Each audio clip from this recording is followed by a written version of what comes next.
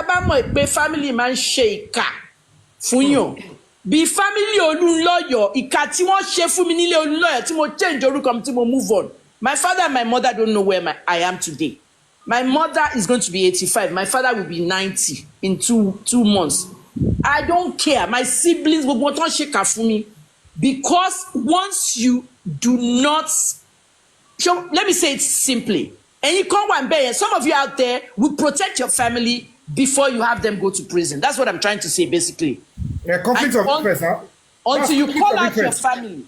Until you call out your family and let the world know what kind of person they are, nothing will happen. When I said to Nigerians on Facebook that my mother put a snake inside my son's room, and I showed the picture of the snake and the video, that's when people started taking me seriously. I need to take you through some critical stuff now. Sure. So that when you respond, people can understand even better. Right. Now, look at it. The petition or whatever they put through the Commissioner of Police in Lagos State right. only looked into impersonation. And none of the charges, because they were not ready to harmonize my own petition right. with Auntie, right. which is also Lagos State Command. Right. They choose not to harmonize it. And they charge the Damola who said he was the one shutting me up. I said, okay, no problem. And nothing like forgery, nothing like OBT, nothing like defamation, nothing like false information, because they were not ready to harmonize. Yeah. And immediately I know what is going on. Even any intelligent police officer will know that, look at the job you people are doing. If I was not even there to tell them it's a different ballgame, I was there to tell them that now you wanted to convince me. I am meant to be the complainant because I wrote first. I sent those documents, those things that even, let's assume Adura complained about Damola. Bobo Shati, no present. Maybe let me present as a party first. Ibati, simply back case here, he's meant to refer it to the same department. Tell me the exactly. They refused to, then he only said the special squad should deal with it, not the department of SCID. I said, no problem. But the CP, when he realized that, oh, this way is going, I don't want my name in any mess. This is Nigerian police. Exactly. But for you to say you are the one that how they took you to Ogombo and brought you here, I don't know. Whether you volunteer, whether they beg you, I know you got to Ogombo and they brought you here. Yeah. And that means you are ready to face the music. Now, look for all the crimes. Tony Shepard, look, impersonation. They took that one to Magistrate Court. But by God, as God will do it, I maintained and I went further to higher command. Now, as Kenny is it, Damola will have to come. Adura want to pay. Yeah. Now, what did you know about this thing? Oh no, call. Okay, leave the confession, no problem. Now, the video in question. Who owns the video? What's in the video? Only the video was on my old phone. I gave it I sold it to my friend Damola. Okay, you sold it, you didn't delete it. What about the TikTok? Who owns the TikTok? In that the AIG now asks the lawyer. And we know they maintain, but AIG don't want to maintain. I'm asking you now.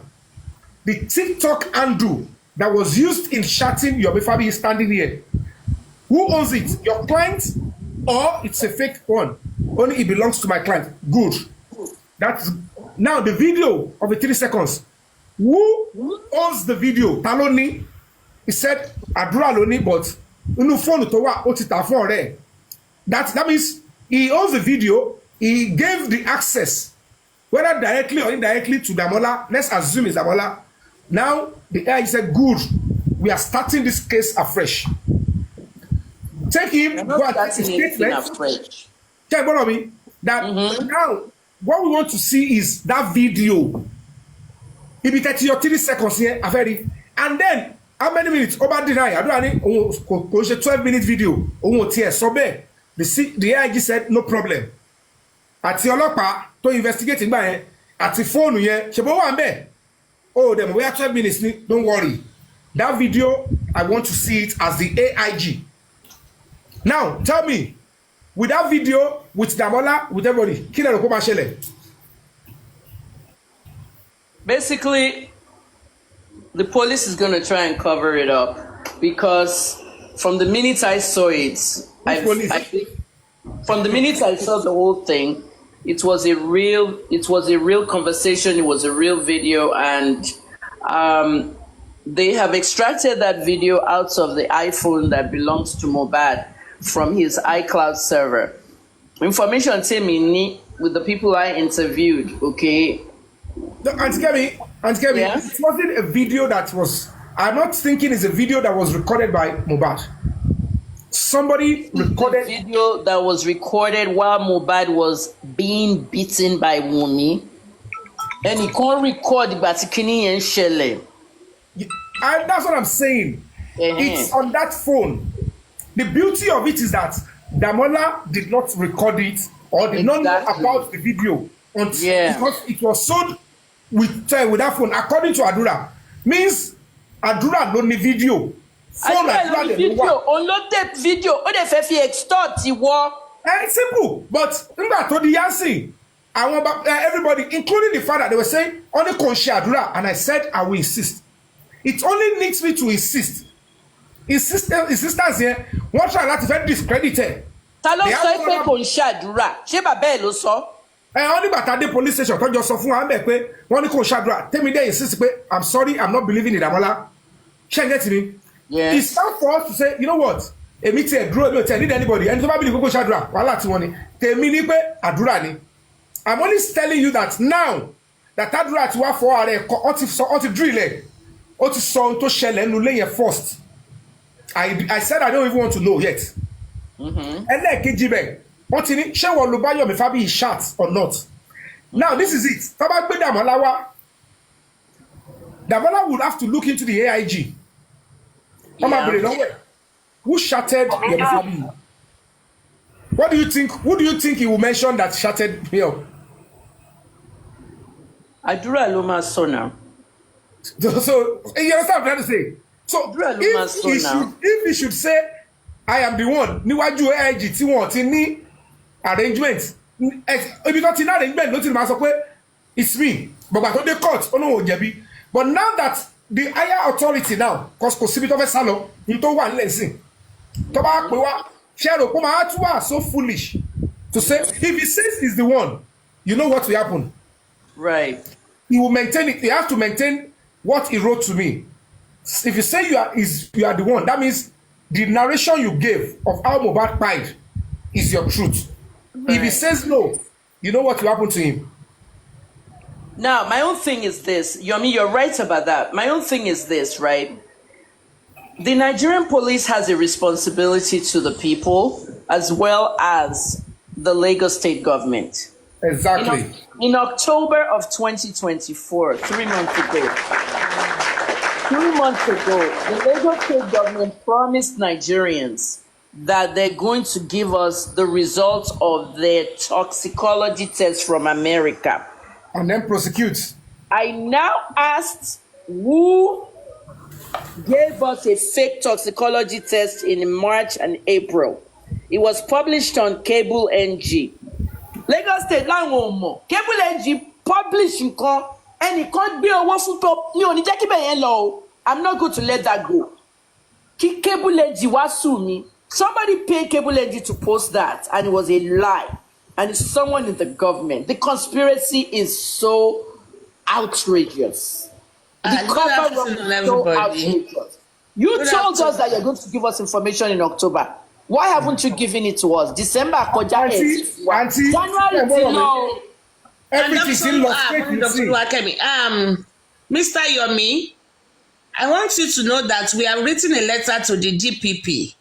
Okay, can I read it to you? We have sent a petition to them. It's a waste of time. The DPP is talking rubbish. What do they have to do?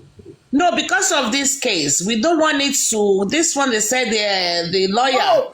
No, don't worry about this. Let me tell you, Supreme, this is how it works. The DPP is not going to investigate. They don't prosecute.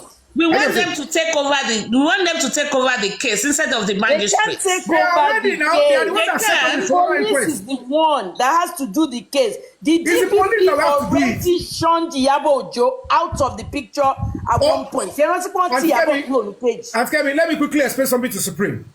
As it is now, it is only the police that can investigate and even as a matter of fact charge to court, except the DPP. Now, if the DPP is going to charge to court, they will still rely on duplicated investigation from police. Do you understand? DPP no instigating coroner inquest. It is under them. Ministry of Justice. Do you understand now? So, the defendant's lawyer, Mr. Olowu Akindele, the defendant's lawyer, he said that the boy is going to do a public apology. Who is the defendant? Supreme dúró náà Yomi wọ́n náà dúró ẹ jẹ́ kí sáré sọ nǹkan kan. Yomi mo fẹ́ kí Supreme ka lẹ́tà yẹn fún gbogbo èèyàn. The reason tí mo ṣe fẹ́ kó ka lẹ́tà yẹn jáde ni pé ní November tèmi parí investigation tèmi send ẹ̀ sí Owónha àtàyílára late Ayílára. Do you know what the DPP said? They wanted them to kick Iyabo out of the whole investigative journalist role that she did. The DPP told the police to kick Iyabo out. So when Iyabo said, nígbà guess what? The police told Iyabo the case is closed here. It's no longer in our hands. It's in the DPP's hand. Now that you say that the case is in the DPP's hand in November, what the fuck is the DPP doing? Supreme Not in November. We just wrote the letter. We just sent the letter to Supreme them. Because we have to continue going after them. Yomi Sori continue to try to bring out. Because anyone be able to suffer Iyabo pé kò sí case bí báyìí mọ́ àti gbé lọ sọ́dọ̀ DPP. Láti November kini November 2023. I can promise you. Emile promise you this one will be November 2023 lèmi sọ yìí o. November 2023 ní case ti lọ sọ́dọ̀ DPP 1 year. There is no new lead. Auntie Kemi, let her read that letter out. We have to continue going after them. Let me explain to you, Auntie Kemi. You need to hold on for me. The police at that time, they have right to say we have concluded our investigation because there is no new lead. They've interviewed, they've investigated to an extent. So, but of course, it is the law. No new lead. There is no statute of limitation to cases like homicide. Do you understand? So, in this particular one, about the 20 years after, see any new evidence, the same minutes, what do you have to say? What do you have to say about the email? The email that was sent to me. The email where did you forward it to? The email was found in Ayilara's computer. Is their own file. Urgent appeal for the Department of Public Prosecution to take over the proceedings regarding this case number MIK/K/59/2024 between Commissioner of Police and versus Ayinde Habib Demola. The above subject charge pending before the magistrate A.O. Dirisu Miss sitting at court 14 Ogba Refers Place. We are concerned Nigerian citizens domiciled in various countries across the globe, wholly passionate towards achieving justice for late Ilerioluwa Oladimeji Aloba, popularly known as Mohbad, who died under the very suspicious circumstances on a date yet to be determined by the Chief Coroner of Lagos State. We write to your office to report a recent development which happened on the 13th of December 2024, wherein a TikTok account named Break the Silence Foundation posted a direct messaging conversation between Adura Shedrack Aloba, late Mohbad's immediate younger brother, and its handler Yomi Fabayi, a renowned Nollywood actor and a United Nations decorated ambassador for human rights activism.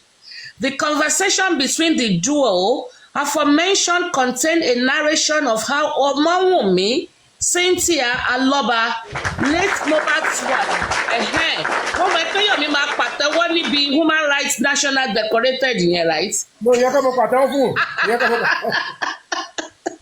Ẹ jẹ́ túbẹ̀ yẹ ká Kọ́rí àwọn ẹlẹ́gàn lè bàjẹ́. United States. Ẹ̀rú náà ni mo kà. A renowned Nollywood actor and a United Nations decorated ambassador. United States Embassy. Okay, next time. Màá rántí. Màá rántí ṣé ẹ̀bà nìyẹn àbí kí ló ń jẹ ẹ̀bà? Apple. Oh, okay.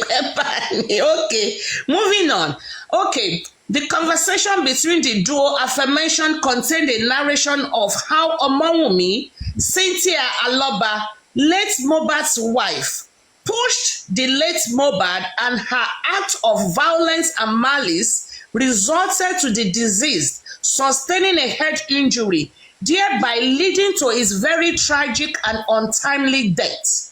Adura Aloba in the chat demanded the sum of 3 million naira only to be paid in a Bitcoin link in exchange for the video evidence of how Omowunmi, Cynthia Aloba, murdered Mohbad. Yomi Fabayi alerted the public by posting the chats, and immediately Adura Aloba, as an afterthought, approached Ogombo police station to make a complaint against.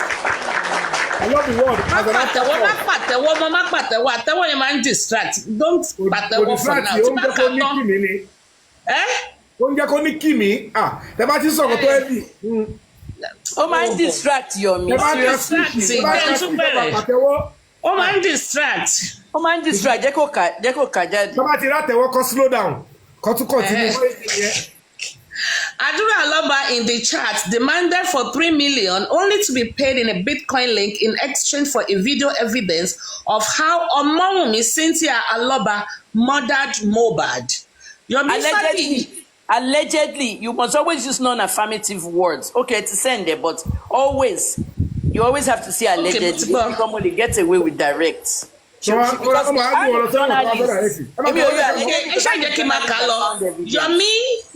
Fabayi alerted the public by posting the charts, and immediately Adura Aloba, as an afterthought, approached Ogombo police station to make a complaint against the defendant in charge suit in reference, stating that the defendant hacked his TikTok account through his old iPhone he sold to the defendant months prior to the incident. The defendant, Ayinde Habib, was then moved to the office of the Commissioner of Police at Ikeja, after which he was charged to court on the instance of Adura Aloba. Yomi Fabayi admitted in some of his recent videos that he was invited to the Ikeja Police Command by the investigating police officers, and he stated further that he saw the defendant, who he asked, that is Yomi Fabayi asked the defendant, he asked some questions, but Yomi Fabayi was not convinced that the defendant was oblivious of the involvement of Adura Aloba, as it looked like a conspiracy.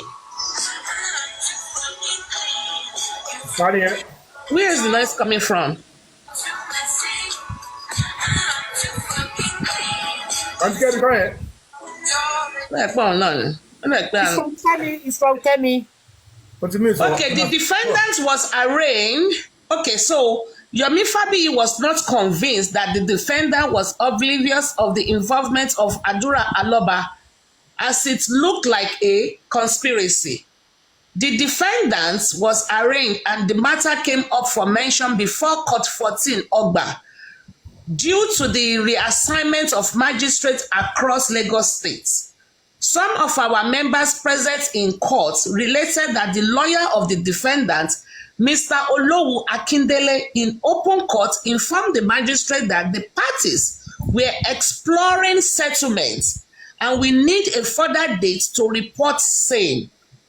That is why this was acted this way. It came as a rude shock to our group that a matter such as serious as this will be reduced to misdemeanor.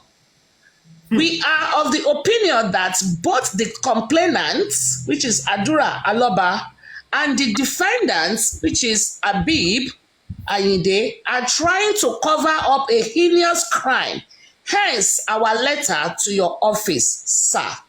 The matter in reference is a felony and we believe requires a great level of punishment as prescribed by the criminal law of Lagos State. Furthermore, sir, the father of the deceased and the complainants in reference, Joseph Aloba, was recently interviewed on radio Voice of the People and stated that the men and officers of the State's Criminal Investigation Department should invite the complainant, which is Adura Aloba, and his wife, the wife of the deceased, in person of Omowumi Cynthia Aloba, who is seen as a prime suspect in the public eye, in order to unravel the cause of his son's death. He added that Adura Aloba is being gagged by a member of Oduduwa People's Congress, OPC, in the person of Damilare Ibrahim Kole Osho, or Osho, I don't know, Kole Osho, aka King White, not to come clean with the true circumstances of his brother's death. This revelation and demand by Joseph Aloba was also made public in the Punch publication dated January 28, 2025, and it is attached herein. We believe that the Office of the Department of Public Prosecution taking over this instant charge will not indulge in any disobedience of the law. Rather, ensure full compliance with all relevant law of the state. We further urge your office to look into this new development as a possible lead to unravel the mystery of the death of Mohbad and accede to the demands of the father to the deceased. We as a group do not have complete confidence in the way it's being prosecuted by the police, saying that it's about to be settled and pushed under the carpet, and humbly request the Lagos State government take over as chief prosecutor of the charge on behalf of the people of Lagos State and pursue same to a logic conclusion. We urge you, sir, to consider our request and plea as a matter of urgency in view of the next adjournment date, which is slated for March 19, 2025. We anticipate a prompt action. Thank you, yours faithfully. That is it. Now you can clap.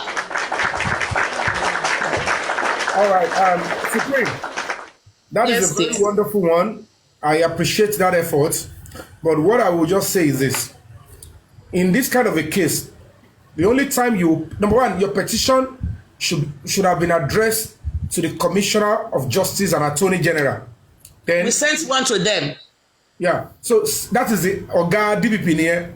DPP is just the department in the Ministry of Justice under the Governor of Lagos State.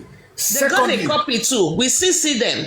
No, the person you have to write to is the Commissioner for Justice, Attorney General, and then copy CC the DPP. Omoshe Ojinogo, see Attorney General at the Commissioner for Justice. Ojino Bagebage. You understand? But it's still good. You are writing to the DPP. Secondly, in this kind of a case, the only time the DPP will look into it is if after that case, but yeah, let's take for instance, the Commissioner of Police, charge the court, and they didn't make an attempt to charge him to court. If the police choose not to take action, then the next recourse is to write to the Attorney General and Commissioner for Justice, tell them, show the evidence, you will throw everything, like all those charts, everything, you will duplicate it with the Commissioner of Justice. I will look into it, and then they will ask their own DPP to go and look for that person. That is the only option any citizen has on any criminal matter. But in this case, I need to be honest with you, cross my heart.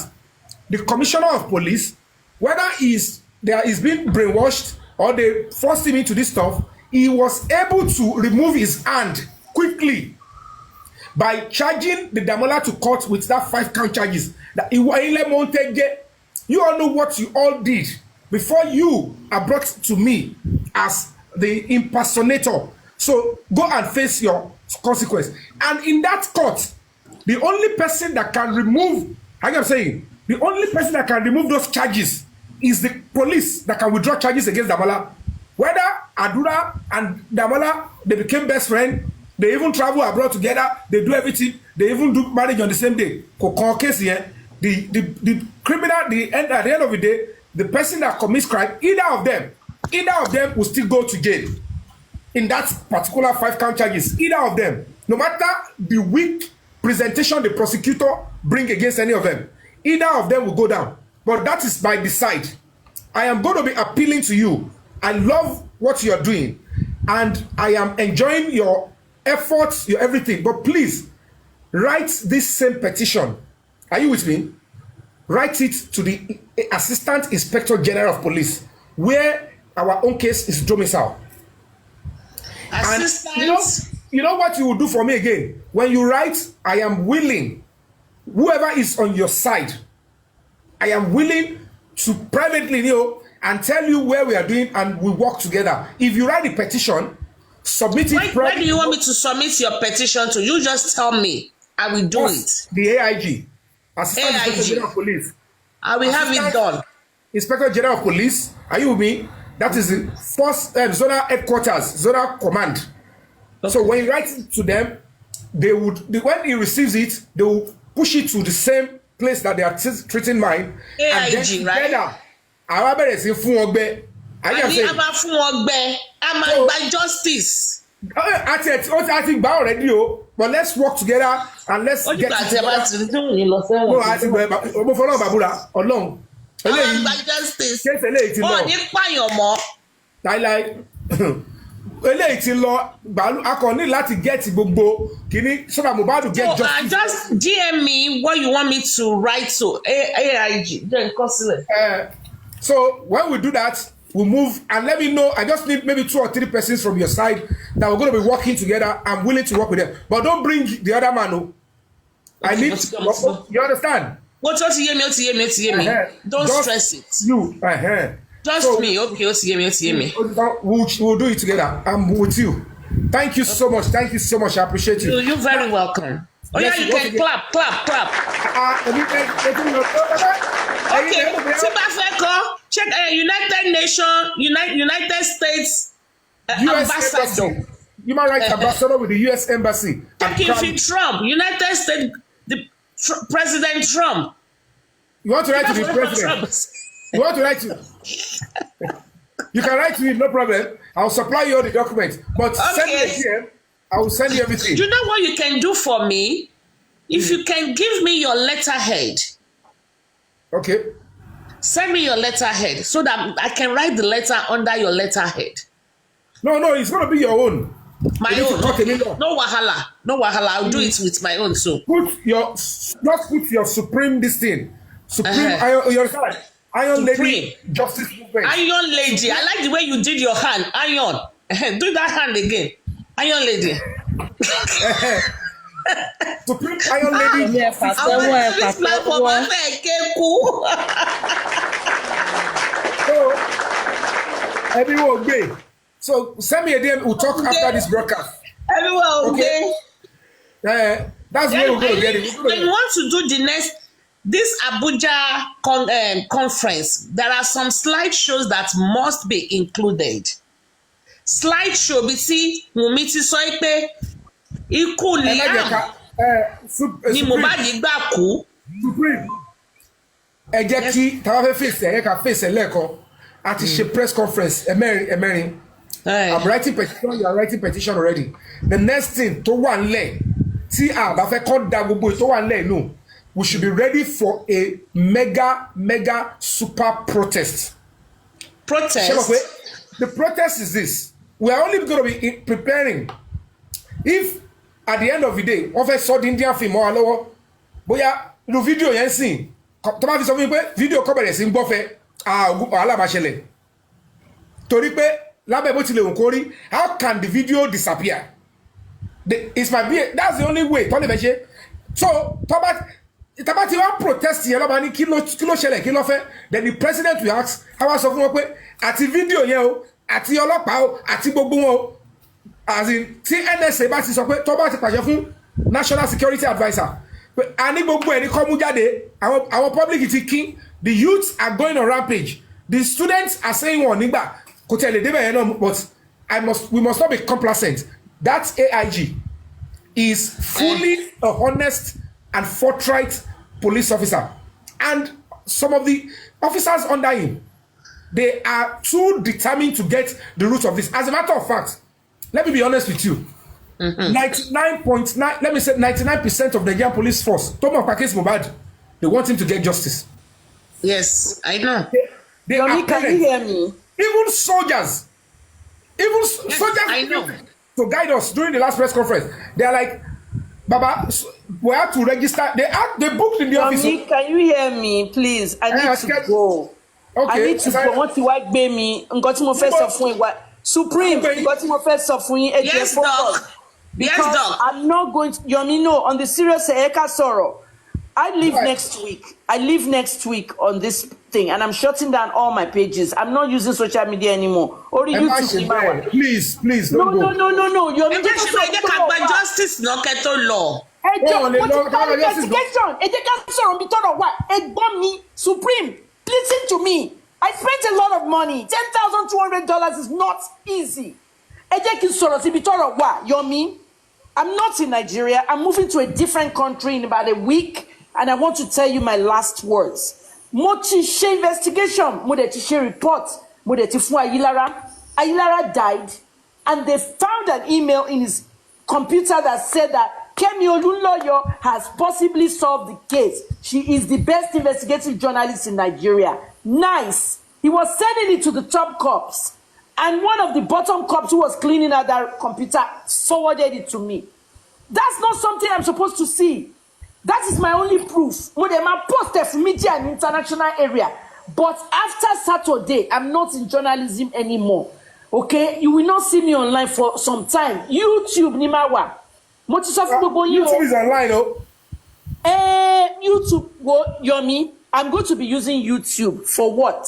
To post all my videos of what I'm doing, what I'm eating. The last 5 years during the pandemic. Film the pandemic. Anything but news. But all my videos are going to be posted every single day. YouTube, Mama Lo. I'm not going to be on Facebook. I might go X, on X for 3-4 months and see. X is just there. Instagram is just there. They are frustrating you. Yomi. Me social media more. I was never a social media person. I came to work. That is why I came to social media. I came to work on it. Now that I'm not working on it, Supreme, did you follow my investigation? You told us justice. Yes, I follow it. I follow it for some extent. I want you guys to understand as well. I'm not part of the activism cause because I'm a journalist. Journalist ethics, we cannot insert ourselves into the story. It's as if I'm part of justice for Mohbad. I'm actually not. I investigated what everybody refused to investigate. I want to say justice. I want to be justice. They were only there for the money. Okay, Yabo and Tonto, they removed themselves. Buki just here. You got to understand how Buki is doing her own. She once said I was telling lies at one time, but she apologized. Buki is in the UK, where TikTok is heavily monetized. So she's making close to 3,000 to 4,000 pounds a month with a heavily monetized TikTok. I want to listen to this. Karimo was making that kind of money in the US. But if I don't ban TikTok in the US, cut off for what? 24 hours. Karimo might be back online now. And let's understand if it's all what, if it's all see. It means okay, Inkote She was comprehensively hire 4 people. They are all journalism interns. Okay? Wọ́n dẹ̀ walk up lọ sí inquest ní Kòròdú. Ìkan wà lájà, ìkan wà Sàngótẹ́dọ̀. Àárọ̀ 6 a.m. ló máa gbéra wọn lórí Uber. Èmi ni mo sanwó Uber fún wọn 25,000 a day, to and fro. Imagine Ìkòròdú to Sàngótẹ́dọ̀ and Ajah. I did the work. I gave it to Ayilara. It's okay, Auntie Kemi. Listen. Yomi, Listen. this Commissioner for Justice. This letter was sent to Commissioner for Justice, Lagos State. Alausa Secretariat, Ikeja. But you want me to hold on, doctor, hold on. You want me to send another one to AIG? I have to leave. They are waiting for me downstairs. I have a cab. What I want to tell you guys now is that you have to focus. 1 minute left. You are taking this case into Adura, which I understand. It is the stuff I've already done. Adura is watching this video now, live, on a fake account, for all I care. What you need to focus is that gbogbo nǹkan tèmi ti rí non try láti deny sí. Àwọn èèyàn ti sọ fún mi. Àwọn tó film nǹkan tó ṣẹlẹ̀ ti sọ fún mi. Mi ò kàn come out with Apple ló ní kíní kan Apple ló ṣẹlẹ̀. The footage was caught on the iCloud. Everything was done. Focus on getting that one. Wumi has to be interrogated. Well, I was interrogated 3 times. No one still interrogate you. No one still interrogate you. Police. Ó lọ jẹ shawarma ìjọ yẹn ni wọ́n still interrogate yẹn. Ẹ bèrè lọ́wọ́ police nǹkan tí Ayilara ṣe so far. Àní ìtọ́ ṣe yẹn àti ní kọ́ bá wọlé. Àwọn lọ jẹ shawarma ni wọ́n still interrogate yẹn. Wọ́n máa ṣe sí ẹ bèrè nǹkan tí Ayilara kó tó kú. Ayilara was promoted to CPO in Akwa Ibom. We went to Akwa Ibom, yeah. Anything he took to the grave. Find out in the beginning. Go and look at what I talked to Benjamin Hundeyin, spokesman for Lagos State. Okay? The team that they picked when they started this investigation, forensic expert, all this, gbogbo wọn náà gba dollar, gbogbo wọn náà gbowó. But case yóò was solved almost 2 years. Ẹ bèrè nǹkan tí Ayilara ṣe because he was the lead investigator. Nǹkan tá à ń pè ní homicide chief l'America nìyẹn. Ẹ bèrè gbogbo nǹkan tó ṣe. Everything has to be transparent. Am I saying anything to Donald Trump? Because going to call Donald Trump. Send everything, Supreme, that you are sending. You copy it to the media. You understand me? The Nigerian media and the international media. It is very important to copy it to the international media because I have already gone to them and they need a police statement. And the reason why you have to continue sending it to them is because there was an angle of a toxicology test that supposedly went to America. Ibiti angu yẹn ma ti wà. To bá call any news producer American say, oh hi, you have a lot of Nigerians in your town. There's a story in Nigeria, Mohbad, the music artist. Nǹkan tí producer ma kọ́kọ́ béèrè lọ́wọ́ ẹ̀. I will DM you, doctor. Nǹkan tí producer ma kọ́kọ́ béèrè lọ́wọ́ ẹ̀ ni pé. Auntie Kemi, I will DM you. Go to my email instead because I can shut down TikTok anytime. Email ló bolo wà. Ó wà lórí bio mi ní Facebook. Auntie Kemi, get you feel like about so that you can go and meet up with your appointment. But wait, mo fẹ́ parí eléyìí. The reason ni pé toxicology test tó sọ fún Nigerians pé Los America ibi tí angle wà nìyẹn. That's why I'm saying that if you talk to any local news producer, they want to know the angle and how it will benefit their own listener. Ó bá ní gbogbo Naija ló wà ní town wọn. Tí bá gbé story lọ sí Southern Maryland, tí bá gbé lọ sí NBC4, Nigerians ló kú Southern Maryland. And it will be a story that will gather their attention. Auntie Kemi, nǹkan tí ẹ̀yin àti CNN tẹ lọ́njọ́ sí kíni alpha. CNN, I don't deal with CNN for anything. Okay. The reason why I don't deal with CNN is because of the lady that they have in the CNN of Africa. What's her name? The Mushin girl. Girl tó lọ sí school in England tó wà ní Mushin tó bú mi tó lóun ò gbọ́ pé mi ṣiṣẹ́ fún CNN. You remember her name? Stephanie Busari or something like that. I don't deal with CNN because of her. I remember the story. I don't remember the name. Remember the story? Because 17 years old now. She was a 17-year-old in a British secondary school when I was at CNN in 1994. Yomi, I will hook you up to a guy that have a link to CNN. We need to deal with Alamagba justice is. Supreme, there's a media blackout. You know what a media blackout is? Plane crashes. Because your stuff will just go into the bin. Okay, I worked in a newsroom. I need to I want to give other panelists chance now. Auntie Kemi, thank you so much. I appreciate you. Thank you. I'll hear you. Email me. Of course, I'll do that. Asia is in India. TikTok. Bye-bye. Thank you. Before I go, is it different? The Commissioner for Justice, Lagos State Government, Alausa Secretariat, Ikeja, Lagos State. Another one, them King Tuko. AIG, ọlọ́pàá lẹ fẹ́ dì pẹ̀lú. AIG, okay. Commissioner for Justice. If you write to the Commissioner of Justice, it's either you write to the Governor or Commissioner for Justice, whatever minute. But to be faster, you might not write to the Governor direct. The number one person that you're meant to write to Gongo is the Governor. Toba will complain here. He will now minute to the Commissioner, which is going to be very close to him. Treat this case. Then when they treat it, he will now minute to his DPP, and they will take the case up. All right. But okay, thank you very much. We will talk in the inbox. All right. All right.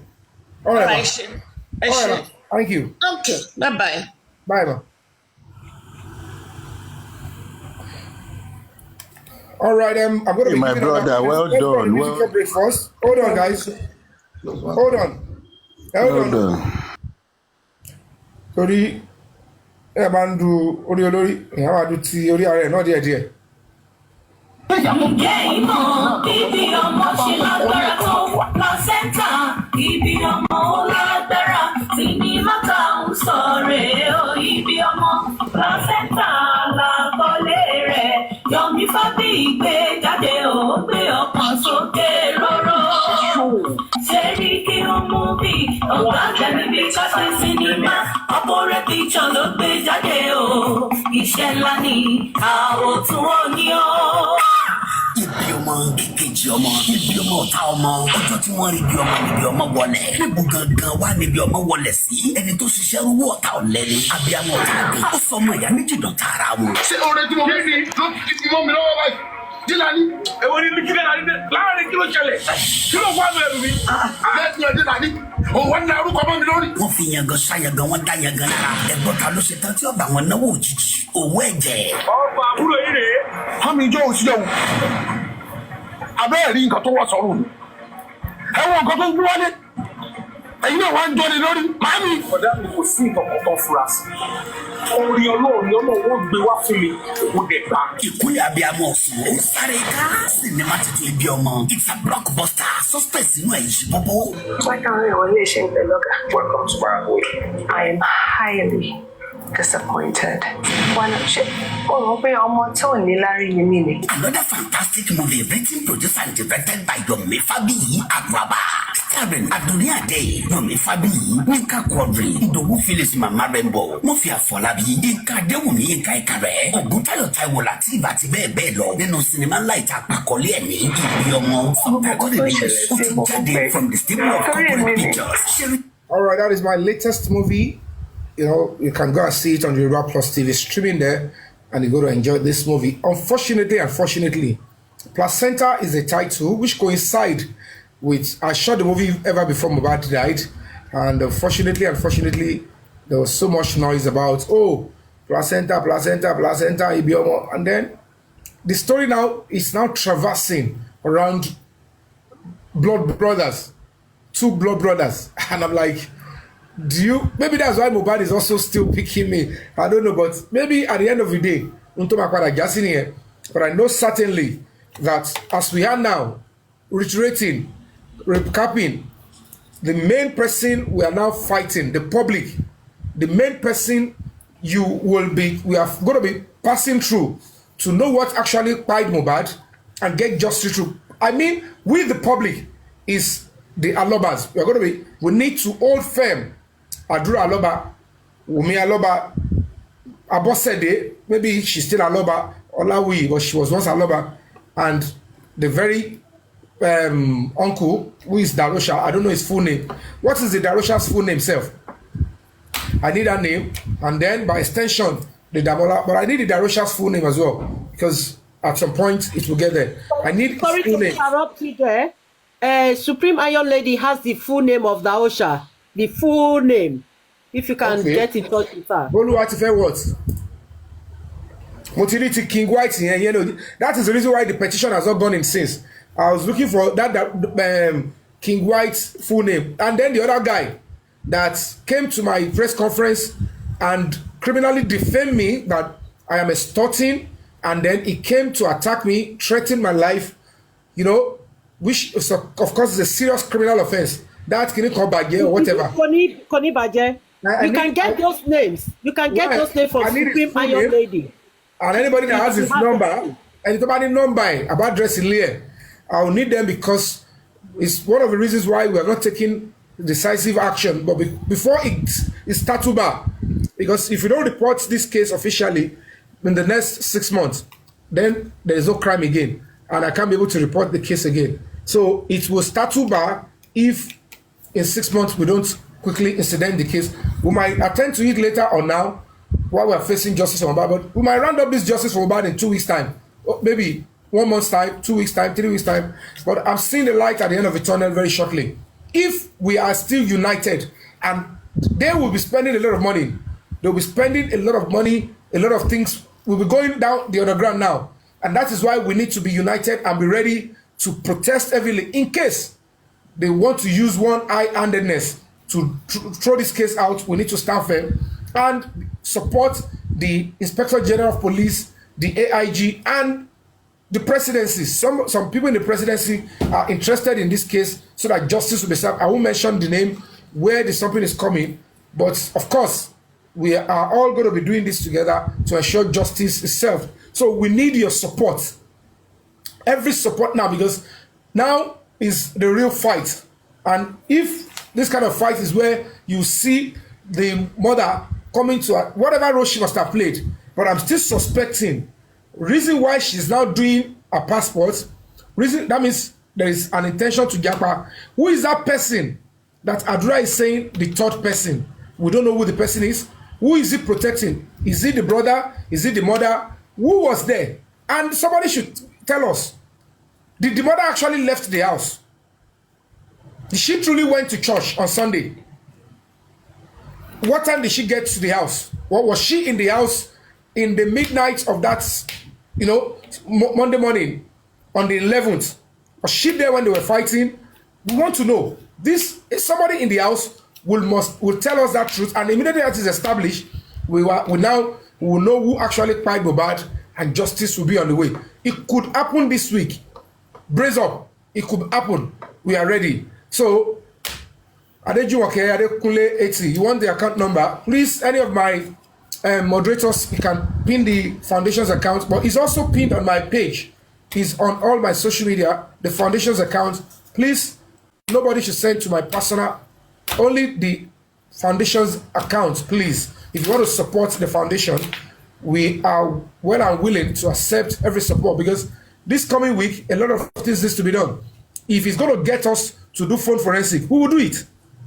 But we're not going to be telling you, oh, we need money for phone forensic. They will not want to do it, and they will start putting whatever. So most of the things I want to do to put this whole investigation in right retrospect, we will do it. Emio, we will do it, and I can tell you for free, the Nigerian police, they are willing to follow all the way to ensure that the story is balanced and the truth is out. So, guys, if you're going to support us towards this one, it's going to be welcome, and we will be able to get it done, and results will be out in no time. All right, let me have Up TV. Are you there? Unmute your mic and do your submission. 2 minutes. Brotherly, well done. Well done. Thank you. In fact, I'm really glad with the good work. I know I've been away for a while, so I just go back.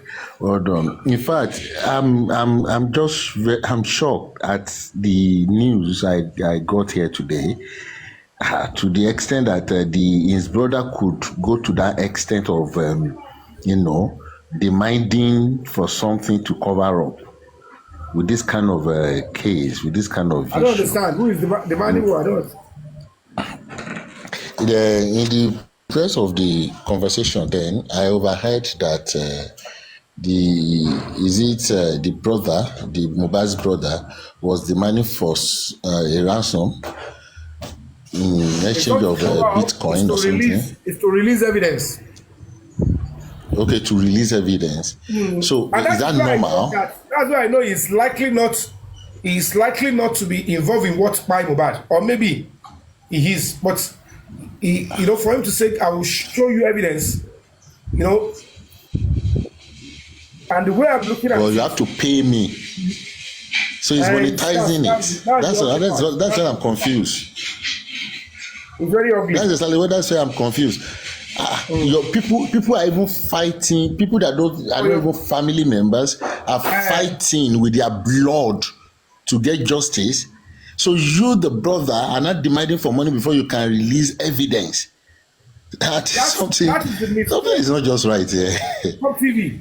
That is the mistake he made, and that is where he's like that would cost him something. If he had just said, "I have a video and everything," he would maintain it and say, "Yes, I'm ready to give it."